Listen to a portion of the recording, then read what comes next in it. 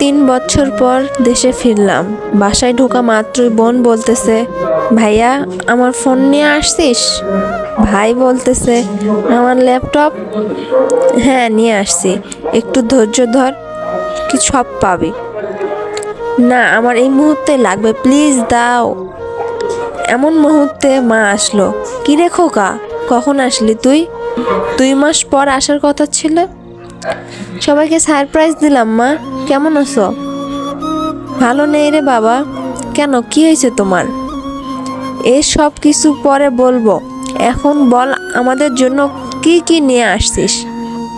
মা, বোন, ভাইয়ের কথায় খুব কষ্ট পেলাম।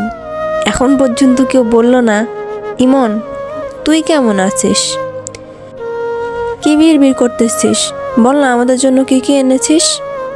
অনেক কিছুই এনেছি। আচ্ছা রওজা কোথায়? রওজা আমার বউ, রুমে আছে। ও, কথাটি বলে একটি লাগেজ ওদের দিকে এগিয়ে দিলাম, আর একটি লাগেজ নিয়ে আমি আমার রুমের দিকে আসলাম। রুমে প্রবেশ করব এমন মুহূর্তে দেখতে পেলাম আমার বউ রওজা নামাজ শেষে আল্লাহর কাছে মুনাজাত করতেছে। মুনাজাতটি এমন ছিল, আল্লাহ আমার স্বামীকে তুমি সব সময় রক্ষা করিও, তার যেন কোনো ক্ষতি না হয়, সে যেন সব সময় সুস্থ থাকে। আল্লাহ ওর কিছু হলে আমি বাঁচব না। হে আল্লাহ আমার স্বামীর নেক হেদায়েত দান করো তুমি। মুনাজাত শেষে ডাক দিলাম, রওজা। মুহূর্তে পিছনে তাকিয়ে দেখে আমাকে। সে আমাকে দেখা মাত্রই কাছে এসে জড়িয়ে ধরে এবং কান্না করতে থাকে। এই কান্না করছো কেন? আমি তো এসেছি। এটা আমার দুঃখের কান্না না, এটা আমার সুখের কান্না। আচ্ছা কেমন আছো তুমি? কখন আসলা?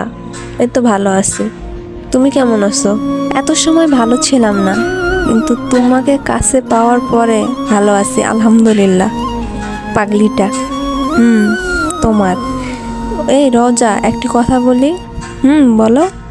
তোমার জন্য কিছু নিয়ে আসতে পারিনি, প্লিজ ক্ষমা করে দিও। আমার কিচ্ছু লাগবে না, আমার শুধুমাত্র তোমাকে লাগবে, তোমাকে। আমার অন্য কিছু চাই না। তাই?